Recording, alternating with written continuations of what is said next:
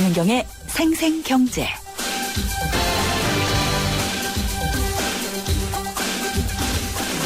안녕하세요. 김윤경입니다. 뉴욕은 푸드트럭의 천국입니다. 각국 음식의 경연장 같다 이런 생각이 들 정도로 종류도 정말 많고요. 그리고 레스토랑 안내서로 유명한 자갓이라는 책에도 뉴욕의 푸드트럭이 소개가 되고 있습니다. 일반 식당에 비해서 상대적으로 저렴한 가격, 그리고 또 빨리 음식을 가져갈 수 있고 하니까 바쁜 현대인들에게는 푸드트럭이 딱이다 이런 생각이 좀 들기도 하더라고요. 우리나라에도 푸드트럭이 늘고 있습니다. 이번 규제개혁 끝장 토론 때 얘기가 나왔는데 놀랄 만큼 빨리 문제가 풀렸습니다. 근데 이게 좋은 게 좋은 거로 끝날 문제가 아니더군요.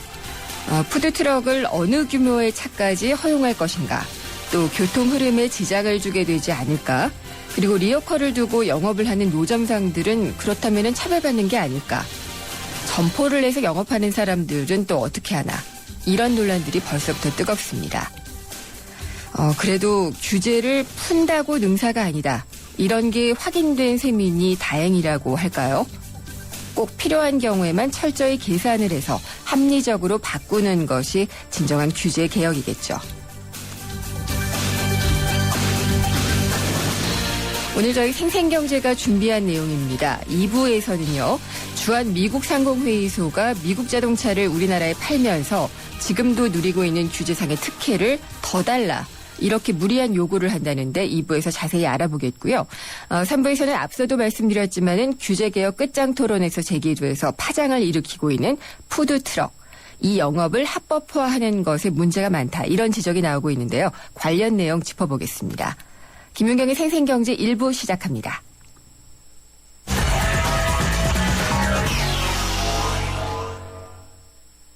네, 오늘 증시 알아보겠습니다.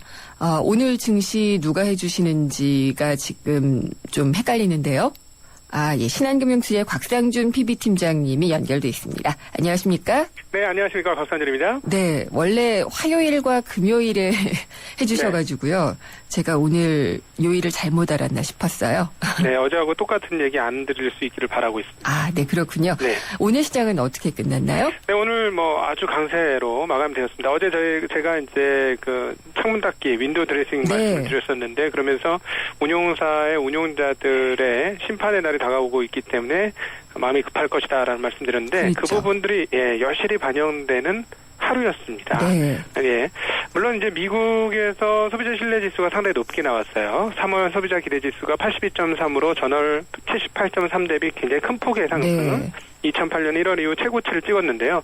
이런 부분으로 미국과 유럽 시장이 상승한 것도 있었습니다만, 사실 최근에 미국의 흐름과는 조금 다른 흐름을 보여주었다는 측면에서 오늘 상승 좀 눈에 띄었습니다. 거래소 종합주가 지수는 전일 대비 23.06포인트, 1.19% 상승한 1964.31포인트 기록을 했고요. 네. 코스닥 증시도 같이 상승했습니다. 5.08, 전일 대비 0.94% 상승하면서 544.13포인트로 마감이 되어졌는데, 윈도우 드레싱이라고 말씀드리는 이유가 연유들이 좀 있습니다. 오늘 상승했던 종목들의 면면을 보면 좀 드러나는 대목인데요. 네.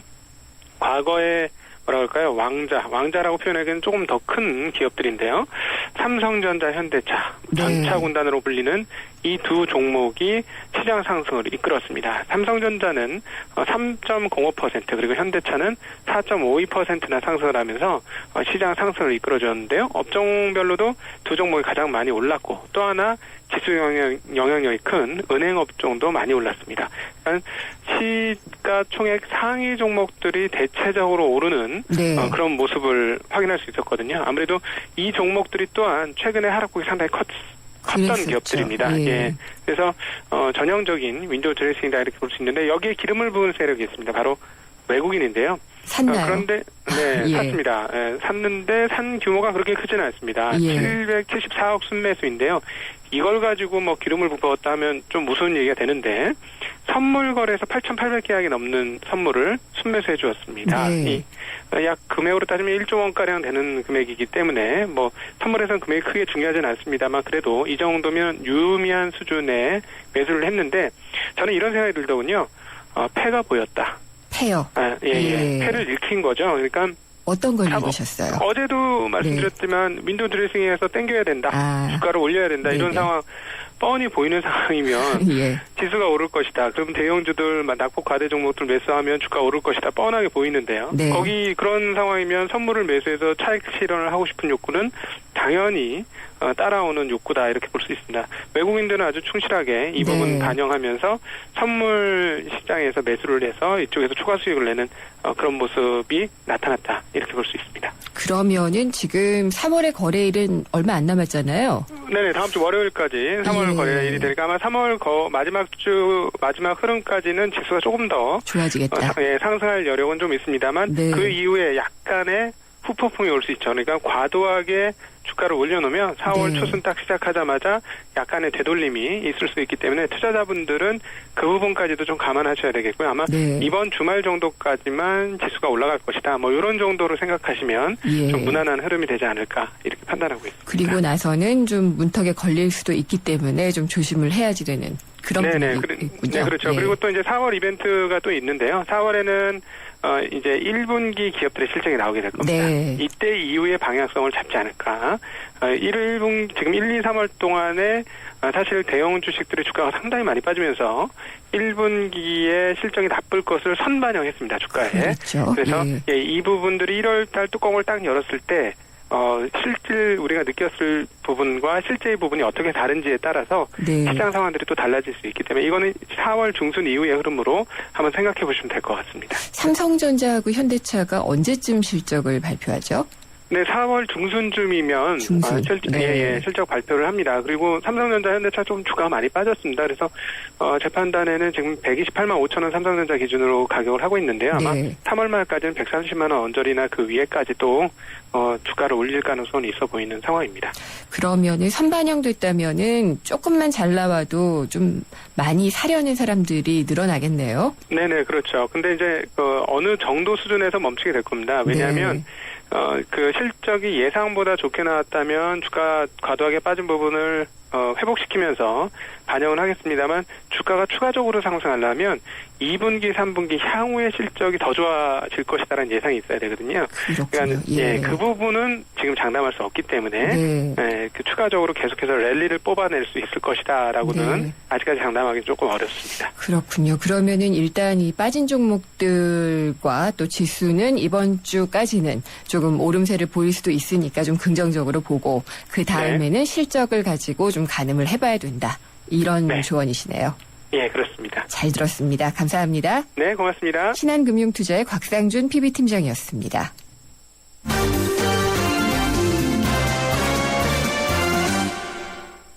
오늘의 주요 경제 뉴스 정리해 보겠습니다. 한국일보의 이성철 산업부장입니다. 안녕하십니까? 안녕하세요. 네. 10월부터 저소득층이 전월세 지원금을 받게 된다고 하네요. 네, 이 주택 바우처라는 건데요. 네. 일종의 그 전월세 보조금 같은 거로 보시면 될 것 같습니다. 10월부터 말씀하신 대로 전월세를 얻어 사는 저소득층 한 달에 최대 34만 원의 주택 바우처, 즉 주택 급여를 받게 된다고 하는데요. 네. 이 전세든 뭐 월세든 이 보증부 월세, 이른바 반월세라고 하는 뭐 이런 것은 뭐 다 적용이 된다고 그럽니다. 그리고 계약서가 일단 반드시 물론 있어야 되겠죠. 근데 없을 경우에는 토지주택공사에서 지원도 하기 때문에 계약서가 없어도 실질적인 부분만 입증이 되면은 받을 수 있다고 하는데 서울 같은 경우는 이제 지역에 따라서 이제 지원되는 금액이 좀 다릅니다. 아무래도 서울이 집값이 비싸니까 조금 더 높게 책정이 되고요. 최대 34만 원이고 시군 지역 같은 경우는 최저 10만 원까지 뭐 이렇게 된다고 하는데 기준 같은 건 조금 복잡합니다. 이게 뭐 그 이제 가구원 수도 필요하고요. 실제 소득 인정 금액이라는 게, 그러니까 쉽게 말해서 소득 인정 금액이 생계급여에 뭐 미치느냐 못 미치느냐 이 문제인데, 이 소득 인정 금액이라는 건 좀 산식이 복잡해서 단지 그냥 그 급여액 뭐 이거하고 조금 다르기 때문에 요거는 아마 이제 별도로 각자 받으시는 걸 가지고 아마 국토교통부 쪽이나 LH 쪽에다 아마 통해서 네. 상담을 받으셔야 될 거고 지금 어차피 예고 단계이기 때문에 올 하반기 되면은 좀 더 구체적인 안내가 나갈 것으로 예상이 됩니다. 네. 이게 전에 나왔던 대책이 이제 시행이 되는 거죠? 네, 맞습니다. 오늘 이제 예. 관련 고시가 이제 입법 예고 같이 된 거기 때문에요. 네. 그렇다면 이게 좀 뭐 저소득층에게 도움이 될 수 있다면 좋겠네요. 네. 그리고 우리나라 국민 총소득 작년께 발표가 됐는데 여전히 지금 못 넘어가고 있는 고지가 있네요. 네, 3만 불은 아직 못 넘어갔습니다. 네. 26,000달러를 좀 넘은 걸로 나왔습니다. 예. 한국은행 오늘 발표를 보면 작년 1인당 국민소득이 26,205달러. 그래서 전년도 2012년도보다 1,509달러 정도가 늘었습니다. 이 2007년에 2만 달러를 들어갔었는데요. 네. 그 다음 해에 이제 리만 사태가 터지고 해서 다시 10,000달러대로 후퇴를 했다가 그 다음에 다시 물론 이 사태가 진정이 되면서 올라갔는데 이 올라가는 속도가 좀 느립니다. 네. 확실히 느리고 그러다 보니까 글쎄요 지금 같은 추세면은 사실은 이제 국민소득이라는 건 그렇습니다. 이제 성장률도 중요하지만 물가 상승률도 굉장히 중요하고요. 네. 또 환율도 굉장히 중요하기 때문에 사실은 인플레가 많이 돼서 물가 상승률이 굉장히 높아지면은 국민소득도 같이 올라갑니다. 그럴 수 있겠죠. 예. 예. 그리고 환율이 떨어지게 되면은 이게 네. 달러로 표시가 되는 거기 때문에 네. 환율이 뚝뚝 떨어지게 되면은 국민소득은 또 올라가는 효과가 있는 거죠. 그러니까 아무것도 안 해도 환율 변화에 따라서 우리 외환위기 때 그랬지 않습니까? 물론 성장률도 나빴습니다만 환율이 네. 갑자기 2,000원이 되니까 그렇죠. 국민소득이 반으로 뚝 떨어졌거든요. 그러니까 사실 환율 변수 또 이 물가 변수 이런 여러 가지가 있어서 저는 사실 개인적으로는 이 2만 달러, 3만 달러가 과연 뭔 의미가 있나 싶은 네. 생각을 할 때가 굉장히 많은데 하나의 상징인데. 그렇죠. 네. 이제 어떻게 느낌, 그다음에 네. 3만 달러라고 표시가 되면은 어쨌든 명실상부한 선진국 네. 이렇게 이제 분류가 될 수 있다는 점에서 그런 의미는 있겠습니다만 이것이 과연 실질적인 국민의 삶과 국민의 실질적인 생활 수준 또 만족도 이런 것을 반영하는 것이냐 네. 이런 부분에 대해서는 전 지극히 부정적입니다. 네. 그러면은 국민소득의 증가에서 어떤 내용을 보면은 좀 이게 알짜다 아니다라는 걸 볼 수 있는 그런 항목이 있나요? 이제 실질 네. 정확한 개념을 제가 지금 생각이 안 나는데 네. 이게 뭐라 그러더라 가처분 소득 네. 실질 가처분 소득인가요? 하는 그런 지표도 있고 이거를 어떻게 보면 조금 이제 원화 베이스로 보시면은 네. 환율 요인이 빠지기 때문에 조금 더 볼 수가 있는데 어쨌든 이 빈부차 심한 4만 달러, 5만 달러보다는 빈부차 적은 2만 달러가 훨씬 더 나을 수도 있는 거니까요. 네. 맞는 말씀이에요. 그런 것들도 고려가 돼야 될 겁니다. 근데 왜 우리 신문 방송들은 다 그렇게 제목을 안 뽑게 되는 걸까요? 예, 좀 호도하는 경향이 있는 것 같아서. 네. 그리고 이 대기업들이 등기임원 연봉 공개 이거 하라 그래서 상당히 좀 떨었잖아요. 네. 어떻게들 준비를 하고 있나요? 작년에 이제 관련 법이 개정이 돼가지고, 그러니까 연간 5억 원 이상의 보수를 받는 등기 임원들의 네. 보수는 이제 공개가 됩니다. 예를 들어서 그러니까 두 가지입니다. 등기 임원이어야 되고, 네. 5억 원 이상을 받아야 되고, 그러니까 그런 경우에 한해서 올해부터 얼마를 받는지 이제 공개를 하게 돼 있는데, 네. 대략 한 170여 개사에다가 대상이 한 530명 정도가 좀 넘는 걸로 지금 알려지고 있습니다. 여기서 말하는 이제 연봉이라는 거는 급여, 상여, 또 예컨대 스톡옵션이 있으면 그런 것도 포함이 네. 되는데 이제 처음으로 이번에 공개가 되는 것이기 때문에 관심을 끌고 있는데요. 12월 결산법인들 같은 경우에 3개월 이내에 사업보고서를 내야 되니까 31일까지 사업보고서에 그 연봉 내용을 담은 것을 이제 보고를 해야 돼서 아마 공개가 될 것 같은데 네. 예컨대 삼성 에버랜드하고 LG 디스플레이 같은 경우는 이미 공개가 됐죠. 네. GS건설 같은 경우도 공개가 됐습니다.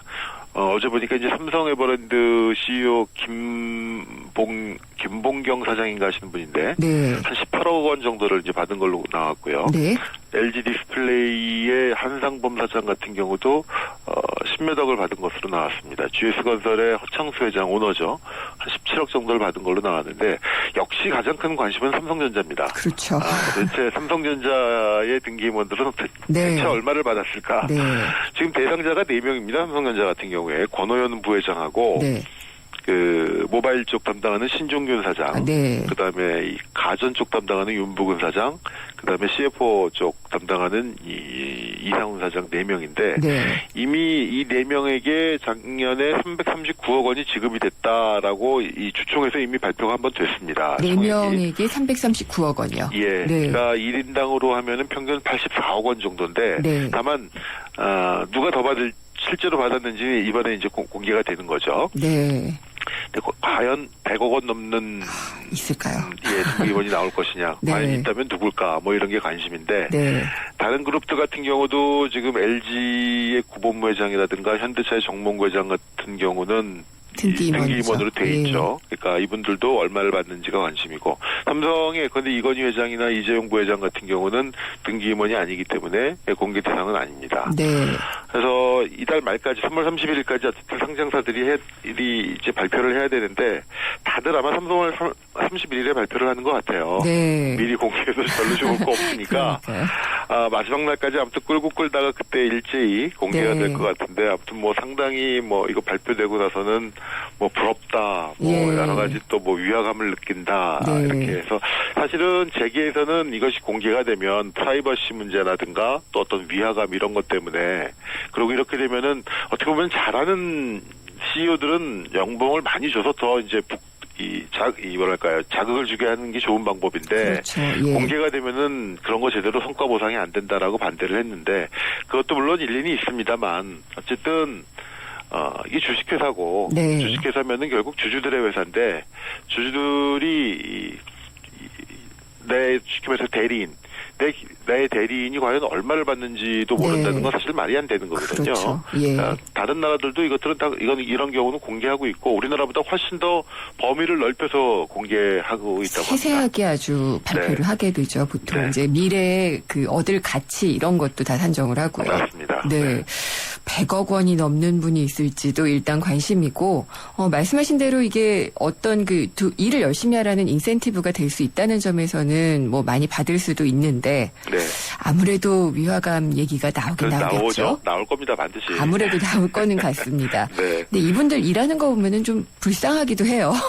그럼요. 100억 원까지는 모르겠지만 네. 어쨌든 굉장히 힘들게 일하신다는 거는 알고 있고요. 네.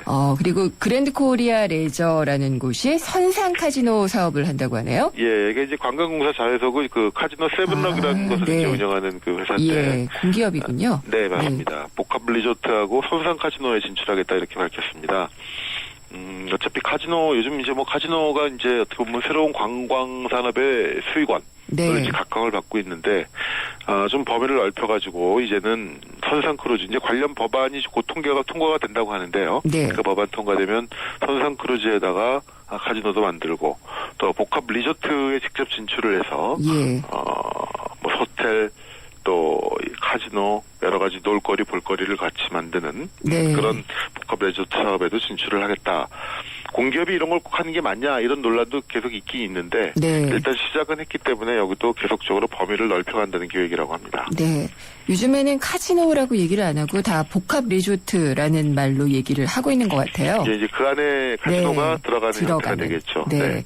그렇게들 개발을 하는 것 같은데 지켜봐야겠네요. 네. 예, 오늘 말씀 잘 들었습니다. 감사합니다. 한국일보 이성철 산업부장이었습니다. 웰메이드 가지요. 멋진 옷이 필요할 땐 웰메이드 가지요. 즐거운 곳 즐거운 옷 국민의 옷집으로 웰메이드 가지요. 국민의 옷집 웰메이드.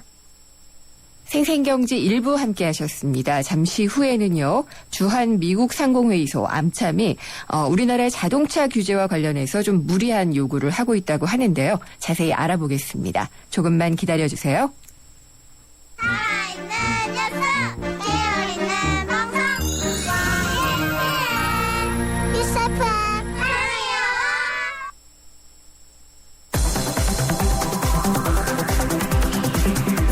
한 걸음 더 경제와 가까워지는 오후 김윤경의 생생경제.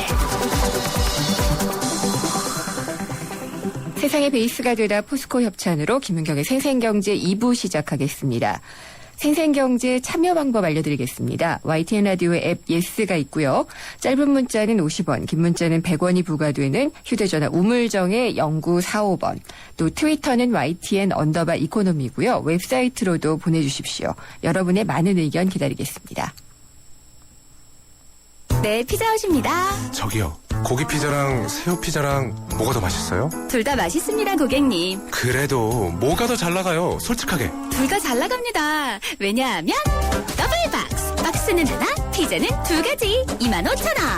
1588-5588 피자헛. 더블 박스 주세요. 코웨이에선 정수기 필터 교체하듯이 오염된 매트리스 상단을 새 걸로 교체할 수 있대요. 우와. 게다가 미세먼지부터 진먼지 진드기까지 7단계로 케어해준대요.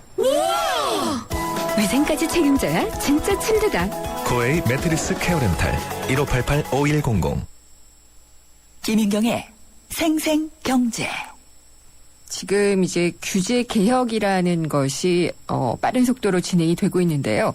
이 기회를 좀 유리하게 잡아보려는 것인지 모르겠는데 주한 미국 상공회의소 그러니까 암참이 지난 7일에 국토교통부와 산업부 또 환경부에 문건을 보냈다고 합니다. 이 문건을 보면은요. 자동차의 평균 연비라든지 또 이산화탄소 규제 이런 것들에 대해서 미국 업체들이 특혜를 받을 수 있는 요구사항 그러니까 이렇게 좀 봐달라라는 요구사항이 담겨 있다고 합니다. 그래서 이 문건을 가지고 오늘 이 세 부처가 협의를 한다고 하는데요. 암참이 요구하는 사항이 어떤 것들인지 그리고 만약에 이게 받아들여질 수 있다면은 어떻게 또 영향을 미칠 것인지 생각을 좀 해봐야 될 것 같습니다. 그래서 대림대학교 자동차학과의 김필수 교수님을 전화로 연결해봤습니다. 교수님 안녕하십니까? 네, 안녕하세요. 네. 네. 그 무리한 요구. 일부에서는 생떼라는 표현을 쓰기도 하더라고요. 네. 그래서 암참이 우리나라 정부에 요구한 이런 사항이 어떤 건지가 일단 궁금해요. 네, 일단 자동차 관련 분야가 거의 대부분이고요. 네. 또 자동차 관련 환경에 대한 부분들도 있습니다. 사실 미국 차가 불리하다 이거죠. 예. 근데 아시다시피 국내에서 작년에 12.2%까지 수입차가 올라가면서 지금 치열하게 유럽차, 일본차, 미국차가 치열하게 국내 시장도 싸우고 있습니다. 네. 그런 시장에서 미국차가 사실 가장 불리한 부분이 있는데 지금 제도적인 부분이 아마 규제나 이런 부분들을 강화를 하면서 또는 풀어주면서 네. 나름대로 미국차가 불리하지 않느냐라는 부분이 있어서 아마 이 암참에서 전체적인 부분들 지금 여러 가지 현안 굉장히 민감한 부분들도 굉장히 많습니다. 네. 이런 부분들을 공식적으로 요구했다라고 보았는데요.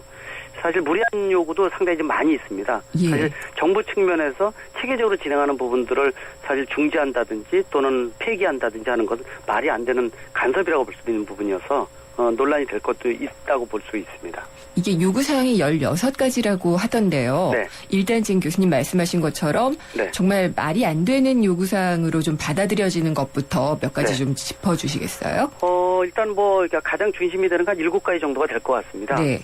지금 산업부하고 환경부하고 가장 민감하게 지금 제도 수정을 하고 있는 아마 다음 달 정도 말까지 발표될 것으로 보고 있는데 저탄소 네. 협력금 제도가 있습니다. 저탄소 협력금 제도. 예. 이 제도는 사실 지난 5년 전부터 정부에서 이미 예고한 제도입니다. 다시 말하면은 이산화탄소를 많이 배출하는 차에는 부담금을 늘리고요. 네. 또 친환경 차 같이 이산화탄소를 덜 배출하는 차는 도리어 보조금을 주는 어떻게 보면은 경소형 차로 유도하는 그러면서 예. 친환경을 유도하는 부분의 제도라고 보시면 돼요. 일종의 프랑스에서 보너스 말러스 제도를 한국형으로 모디파이한 건데요. 네. 이 제도를 아주 폐지해달라 이렇게 얘기를 했습니다. 폐기해달라고요? 예, 우리가 하겠다는데? 정부에서도 예. 이미 5년 전에 수립을 해서 이미 공고가 됐었고요. 네. 내년 1월 1일부로 시행 예정에 있고 또 산업부하고 환경부가 좀 가장 민감하게 이 부분을 조율하고 있는 상태인데 네. 아직 정부의 조율 결과도 아직 안 나온 상황에서 이 미국 쪽에서 아주 이 제도를 폐지해달라 이렇게 얘기를 한 거니까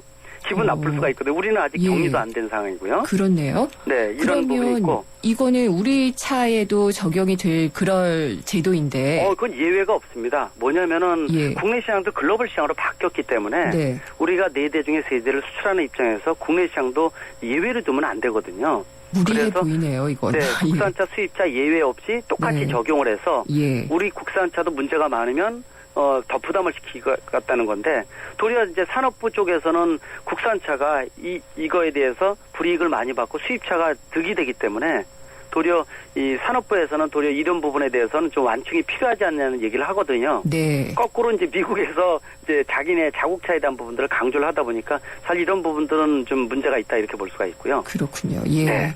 또 어떤 게 있나요? 또 아마 파노라마 썬루프 아실 거예요. 네. 이게 2년 전부터 국산차는 물론이고 수입차 중에서도 썬루프 깨지는 사건이 굉장히 많았습니다. 그렇죠. 예. 예, 미국도 마찬가지였었고요. 그래서 이 파노라마 썬루프를 국토교통부 산하의 자동차 안전연구원에서 네. 테스트를 집중적으로 몇 개월 동안 해서 한 2주 전에 국제회의에서도 얘기를 제기를 했었는데요.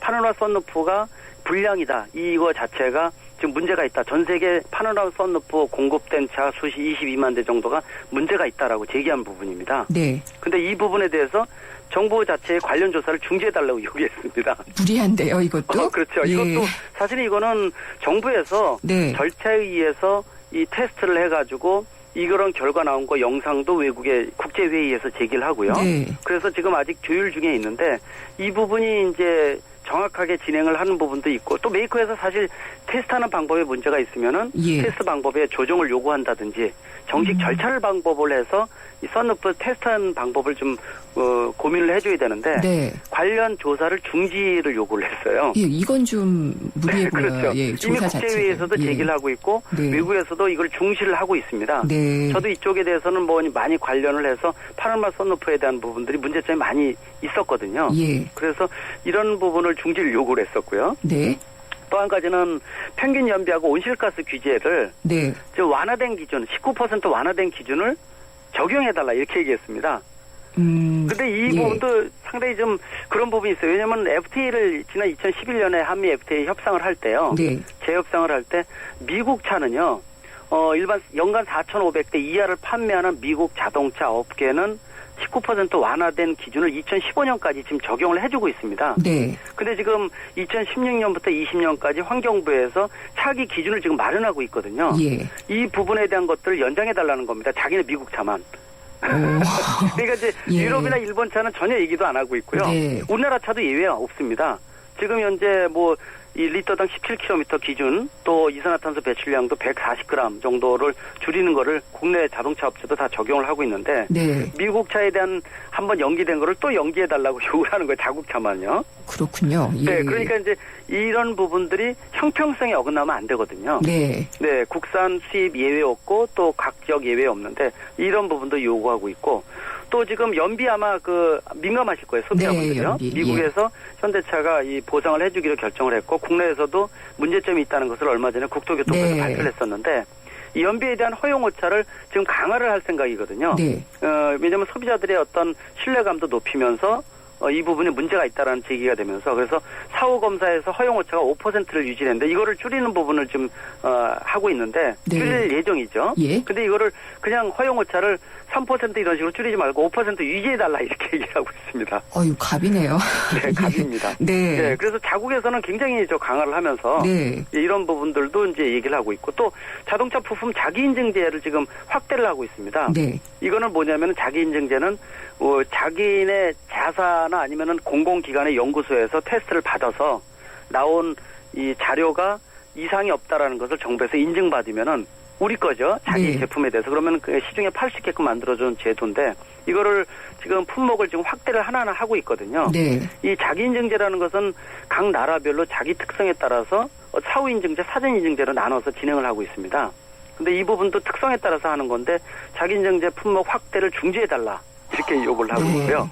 또 의미 있는 내용은 있어요. 뭐냐면은 네. 지금 튜닝 규제를 많이 푼다는 얘기 아마 네, 아실 겁니다. 그렇죠. 예. 저도 관련을 많이 하고 있는데 이 튜닝 중에서 전장, 전폭, 전고라 그래가지고 차의 크기에 대해서 규정이 잡혀져 있거든요. 네. 그 중에 하는 규정이 최저 지상고라는 게 있어요. 뭐냐면은 차를 보면은 차 바닥하고 도로 바닥 사이의 거리를 최저 지상고라 그럽니다. 아, 네. 이게 이제 우리나라는 120mm가 기준으로 돼 있습니다. 120mm요. 네, 이거 예. 폐지해달라 그러는데 네. 이거는 가능성 있는 부분입니다. 왜냐하면 우리나라가 튜닝 예. 규제가 너무 높아요. 예. 그래서 선진국 수준에 비해서는 사실 이런 제도는 없어져도 되는 부분들이 많이 있어서 아마 정부에서도 지금 이 작업을 들어가 있거든요. 그건 안전하고는 특별히 관련은 없나요? 네, 최저 지상고는 안전을 다른 사람을 해하거나 이런 것들하고는 약간 좀 거리가 좀 있습니다. 체조지상고는요. 네. 그러나 전장이라든지 해서 바깥에 뭐 뾰족한 게 튀어나와 있다든지 하게 되면 굉장히 위험하지 않습니까? 네. 그러나 차가 밑바닥 부분이 낮은 거는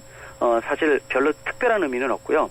도리어 우리나라는 체조지상고가 있음으로 인해서 그 과속방지턱 아실 겁니다. 네. 우리나라가 세계에서 과속방지턱이 제일 많은 나라거든요. 그럴 것도 같아요. 예, 제일 많은 나라인데 차 밑바닥이 다 닿기 때문에 자기 차가 다 부서집니다. 네. 낮추라고 해도 잘 안 낮추거든요. 네. 근데 이거 폐지에 대한 부분들은 사실 뭐 앞으로 추인 규제가 개선되면서 없어질 거로 예상을 하고 있습니다. 이런 부분들은. 그래서 요구사항 중에서는 합리적인 것도 있지만은 네. 사실 너무 근접돼서 너무 접근해서 얘기하는 거 아니냐. 네. 무리가 있는 요구사항도 좀 있고요. 그 좀 이렇게 말하면 그렇지만 기분이 나쁜 게 네. 그러면 우리는 지금 그 현대자동차 같은 경우에서도 연비 때문에 뭐 굉장한 금액을 또 내기도 했고요. 그렇죠. 벌금도 그랬는데 내고요. 예, 이런 걸 뭐 없애달라, 네. 줄이는 걸 하지 말아달라 이렇게 요구를 할 수 있는 권리가 있는 건 아니잖아요. 그런 건 아니죠. 네. 도리어 이제 아까 값을 말씀하셨지만은 예. 도리어 우리가 우리나라 차를 미국 시장에 팔면서 우리가 거기 안 맞으면은 그 미국 정부에다가 이거 없애달라 이렇게 요구하는 거 똑같거든요. 우리는 그런 게 있나요? 미국에 이런 식으로 요구를 얘기 못 하는데요? 하죠. 그런가요? 그런데 이런 부분들이 사실은 예. 그래서 국내에서도 정부에서도 법적 기준을 만들 때 네. 이 합리적으로 있죠. 예. 국내외 시장 예외 없이 글로벌 시장 개념으로 국제 기준을 만들면은 네. 누가 타치를 못 한다는 거죠.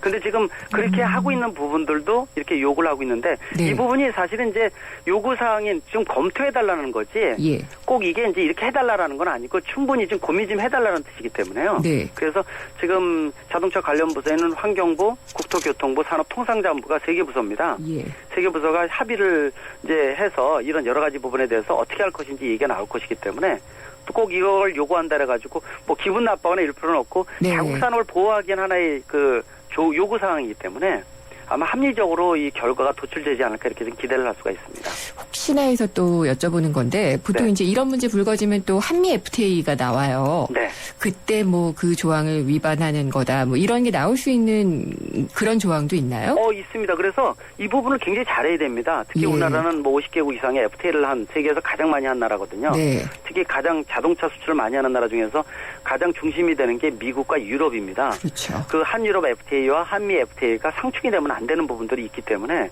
이 부분이 서로 불만을 가질 수가 있습니다. 네. 저쪽 니네 저쪽 할 때는 이런 조항을 합리적으로 허락을 했는데 우리는 왜 안 해주느냐. 예. 이럴 수가 있기 때문에 우리가 사이에 낀 나라 특히 아까 말씀하신 대로 값보다도 을 쪽에 가까운 나라이기 때문에 우리가요. 네. 이런 부분들 국제 기준, 국제 글로벌화 이런 부분들이 합리적으로 다른 나라의 어떤 이런 부분의 요구사항에 대해서 합리적으로 변명할 수 있고 또 제시할 수 있는 이런 기준이 아닌가 그런 측면에서 네. 좀 현명한 판단 또 글로벌 기준이 상당히 중요한 시점이 지금이 아닌가 이렇게 보고 있습니다. 그렇군요. 근데 네. 그 미국 차 판매가 그럼 아까 서두에 말씀하신 12.5%라는 게 네. 전체 수입차 판매 시장 점유율인가요?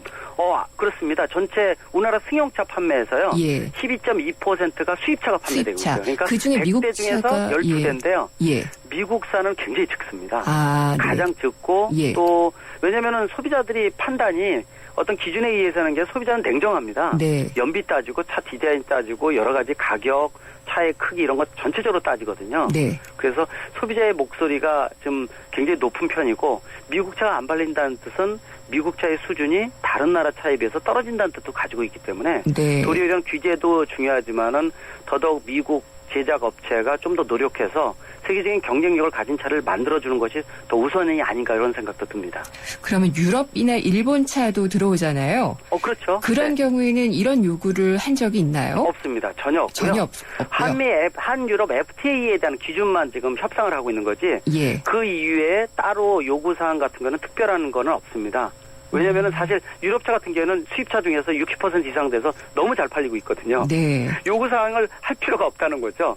너무 네. 잘 팔리고 있기 때문에 굳이 요구사항을 만들어서 불협화음 만들 필요가 없다는 논리도 있기 때문에 이게 이제 사실은 각 국제사회가 냉정하다는 것을 느끼는 건데요. 예. 우리도 이제 좀 힘을 키워서 좀 목소리 반영도 할 수 있게끔 네. 그러기 좀 아쉽다고 볼 수는 있습니다. 그래서 그러나 4대 중에 3대를 수출해서 자동차가 우리 경제의 먹거리를 만드는 나라 입장에서는 좀 더 이 글로벌화된 네. 그래서 표준화된 이런 부분의 제시가 더더욱 중요한 부분이 아닐까 그런 측면에서 아직 국내에서는 좀 아쉬운 부분이 많이 있거든요. 네. 좀 더 정부에서 노력을 해야 된다 이렇게도 볼 수가 있습니다. 오늘 협의도 그렇고 정부 측에서는 이제 글로벌에 맞는 그런 기준으로 좀 가려는 그런 입장이겠죠? 맞습니다. 왜냐하면 FTA를 통해서 세계 가장 주요 국가들은 또 한중 FTA 진행되지 않습니까? 네. 그런 측면에서 FTA 기준, 세계 평균, 국제 기준으로 만들면 전혀 문제가 없기 때문에 네. 그런 기준 마련이 국내 시장에서도 이루어져야 된다. 아직 국내법 중에서는 그런 부분이 약한 부분이 분명히 있는 것이 사실이기 때문에요. 네. 좀 더 노력을 해야 된다 이렇게 말씀드릴 수가 있습니다. 그렇군요. 미국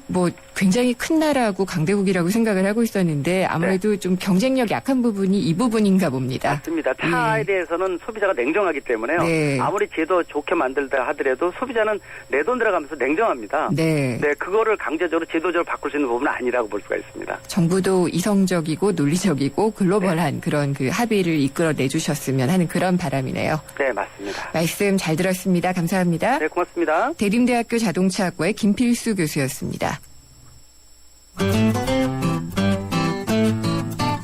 생생경제를 다양하게 만나는 방법.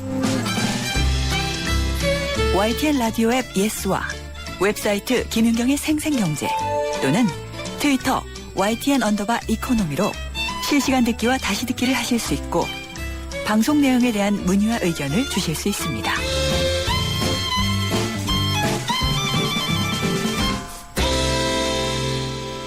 살림살이 나아지는 여심 잡는 경제 시간입니다. 요즘 정말 개인정보는 다 그냥 노출됐다라고 생각할 수밖에 없는 것 같더라고요. 그래서 이 유출과 관련한 소식이 매일 끊이지 않고 있는데, 정보는 보호해야지 되겠죠. 그리고 이제 온라인으로 하는 일들이 많아지다 보니까 점점 더 이 보안이 중요해지는데 그러면은 내 개인정보는 어떻게 관리를 할 수 있을까? 통제되지 않는 건 아닐까? 여러 걱정들이 많은데요. 이 부분에 대해서 생활경제상담센터 푸른살림의 박미정 센터장님과 좀 얘기를 나눠보겠습니다. 안녕하십니까? 네, 안녕하세요. 네. 이제 인터넷을 하다 보면은 다 개방이 되다 보니까요. 개인정보 유출 문제 정말 불가분의 관계가 아닌가라는 회의론도 좀 갖게 돼요. 네. 사실 이번 일로 다들 이제 굉장히 마음이 어려웠던 것은 도대체 어떻게 해야 되는 거지라는 문제였던 것 같아요. 맞아요. 지금 인터넷 없는 세상을 상상하기 어려운 상황이잖아요. 네. 근데 생각해보니까 인터넷이 국내에 도입된 지가 불과 30여 년밖에 안 됐다고 해요. 하긴 그래요. 저도 기자생활 시작할 때만 해도 인터넷을 활발하게 사용할 때가 아니었거든요. 근데 지금은 누구나 그 얘기 하거든요. 인터넷 없으면 어떻게 살지? 그렇죠. 이렇게 생각할 때 특히 업무 보시는 분들 그렇죠. 지난해 인터넷 이용자 수 4천만 명을 돌파했어요. 그래서 영유아, 노년층을 제외하면 전 국민이 지금 인터넷에 굉장히 많이 사용을 하고 있다. 이렇게 지금 보여지는데요. 네. 그러다 보니까 이제 너무 이용자가 많다 보니까 발생된 문제 중에 하나가 바로 개인정보 유출 문제였죠. 한국인터넷진흥원의 개인정보 침해 신고센터로 이 신고된 상담 건수를 보니까 지난 2010년에는 약 5만 5천여 건 정도였다가 2013년 불과 3년 만에 17만 7천 건 정도로 이게 폭증이 지금 되고 있는 상황입니다. 네. 이 진실로 심각한 문제는 인터넷상에서 서비스를 가입을 해서 이용을 해야 되잖아요. 그러다 보니까 여기저기 제가 막 이제 필요해서 가입을 하다 보면 개인정보가 막 생성이 되죠.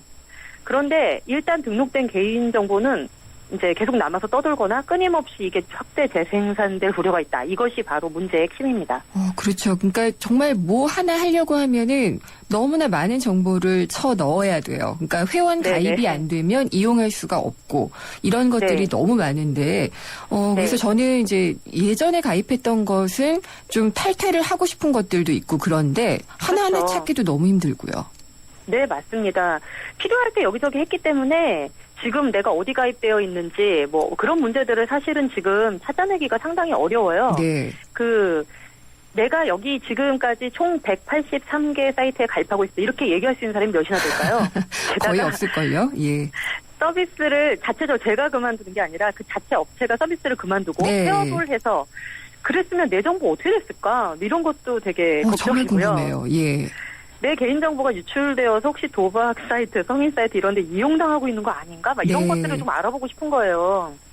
그래서 이제 디지털 세탁업이라는 신규 직종이 생겼다고 해요. 디지털 세탁업이요?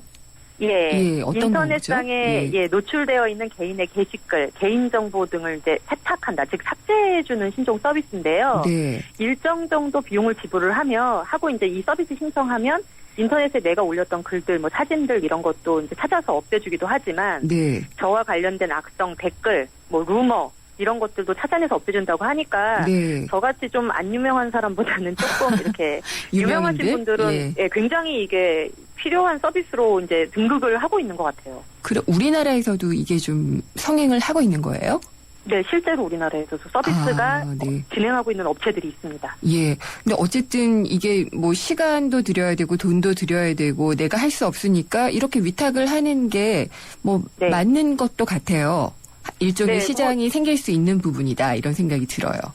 내가 할 수 없으면 뭐 어쨌든 부탁을 해야 네. 되는 상황인데 참 아이러니해요. 가입은 여기저기 그냥 쉽게 했는데 네, 맞아요. 업잘내니까 또 이렇게 여러 가지가 노고가 들어가죠. 네. 게다가 이제 이걸 또 다 이렇게 하자니 너무 힘들다라고 이제 이 반성들이 있어서 일정 시간이 지나면 이게 자동으로 이렇게 사라지는 그런 네. 서비스들이 속속 개발되고 있다고 합니다. 아, 그거 괜찮네요. 네, 그러니까 네. 이게 이 나름대로 내부에 이제 시한폭탄 같은 게 있어가지고요. 네. 타이머죠.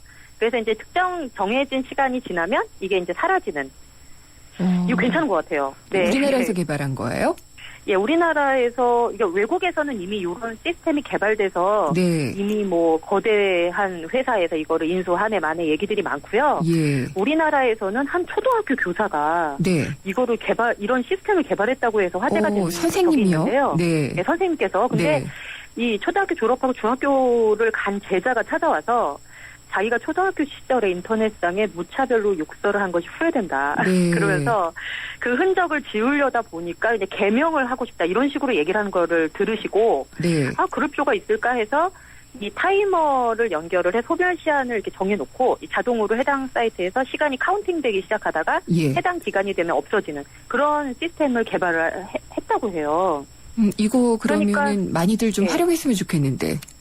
그렇죠. 이게 지금 요즘에 이제 새롭게 각광받는 분야기도 합니다. 네, 그렇군요. 그리고 또 디지털 장례식이라는 말도 있던데 그건 또 어떤 건가요? 예, 거의 뭐 같은 맥락이라고 보여지는데 네. 디지털 세탁이나 이런 부분들은 이제 제가 살아있을 때 예. 제가 뭐 위탁을 하든 부탁을 하든 할 수 있는 일들이지만 제가 사후에 그러니까 제가 어떻게 할 수 없는 상태로 내 정보들이 남아서 돌아다니는 문제에 대한 해결점은 또 다른 문제가 되는 거예요. 그렇죠. 사실은 그 대구 지하철 참사 이후에 희생자들의 정보가 네. 인터넷을 떠돌다가 이 대포폰 유통범죄에 악용되었다는 이런 가슴 아픈 사례도 보도된 네. 적이 있었고요. 이 천안함 유족분들이 네. 숨진 장병들의 그 썼던 뭐 SNS라든가 미니홈피라든가 이런 것들을 다시 이제 위탁해서 다시 관리를 하겠다라고 그러기를 원하셨는데 네. 운영자가 또 본인이 아니면 이게 또 업체에서 이거를 승인해주지 않아요. 아, 그렇군요. 예. 그러다 보니까는 유족이 이제 고인에 남겨진 정보에 개입을 할 수 없는 것도 이제 지금 해결해야 될 과제로 남겨져 있는데요. 네. 차후 개인정보 관리를 유족에게 맡기자는 법안이 지금 국회 상임위에 계류 중이라고 합니다. 네. 근데 문제는 유족이고 누구가고 간에 내 정보는 몰랐으면 좋겠다라고 생각할 수도 있잖아요. 그렇죠. 예. 그러니까 예를 들면 제가 뭐 굉장히 뭐 건강하지 않은 사이트에 계속 뭐 가입을 해서 지속적 활동을 했다든가 네. 누구 욕을 막 엄청나게 남겨놨다든가 예. 뭐 이런 개인의 사생활적인 부분들까지 노출하고 싶지 않을 수도 있는 거예요. 네. 많이들 그러실 것 그러다 보니까. 같아요. 예. 그렇죠. 네. 그리고 막 내 사후에 또 그런 게 막 유포돼가지고 무슨 이런저런 얘기들 나오고 하는 게 싫으면 이제 이거에 대한 서비스가 바로 디지털 장례식인 겁니다. 이거 해주는 업체가 이게 있는 거죠, 그러니까. 그렇죠. 이것도 네. 업체가 있는 건데요. 사람이 죽으면 유품을 막 태워서 정리를 하는 것처럼 예. 이제 제가 그런 서비스를 미리 신청을 해놓으면 마치 유언을 남기듯이 네. 그렇게 하게 되거나 아니면 그중에 가족 중에 누가 신청을 하게 되면 인터넷에 남아있는 그런 개인정보를 다 정리해주는 그런 서비스라고 하니까 예. 사실 많은 분들이 관심을 가지실 것 같아요. 그래요. 저도 만약에 제가 이제 관리하지 않고 뭐 없어졌는데 이런 게 남아있으면은 다 정리되길 원하는데 어떻게 말할 수도 없고, 예. 그렇죠. 그런 것들이 있을 것 같은데 어쨌든 네. 이런 것들도 또 시장이 될 수가 있고 또 내 정보는 잘 관리하는 게 좋겠다 이런 생각을 좀 해보게 됩니다. 오늘 말씀 그렇죠. 잘 들었습니다. 감사합니다. 네. 생활경제 상담센터 푸른살림의 박미정 센터장이었습니다. 백화점 15% 할인받은 진우씨, 대형마트 15% 싸게 산 진이 엄마, 대중교통 15% 할인받는 박대리. 이들은 에이블 카드를 쓴다. 15% 할인은 물론 포인트가 CMA에 모여 이자까지 쌓는다. 카드 생활의 리메이크 에셋 에이버 현대증권. 할인 한도 및 자세한 사항은 홈페이지 참조. 당신의 베이스 캠프는 어디입니까? 어디로 가야 할지 모른다면 방향이 될 것이고, 계속 가야 할지 망설인다면 용기가 될 것입니다. 베이스 없는 정상은 없습니다. 세상의 베이스가 되다. 포스코. 아까도 말씀드렸지만 푸드트럭 영업이 가능하게 하기 위해서 국토부도 뛰고 있고요. 또 식약처도 뛰고 있습니다. 관련 법들을 모두 손봐야 되거든요. 근데 문제는 푸드트럭과 얽힌 더 많은 문제들이 있습니다. 정말 이게 갈등을 일으킬 것이 불보듯 뻔히 예상이 되는데, 그렇다면 과연 이런 규제 개혁이 올바른 걸까요? 3부 경제 핫이슈에서 짚어보겠습니다. 내시 뉴스 듣고 돌아오겠습니다.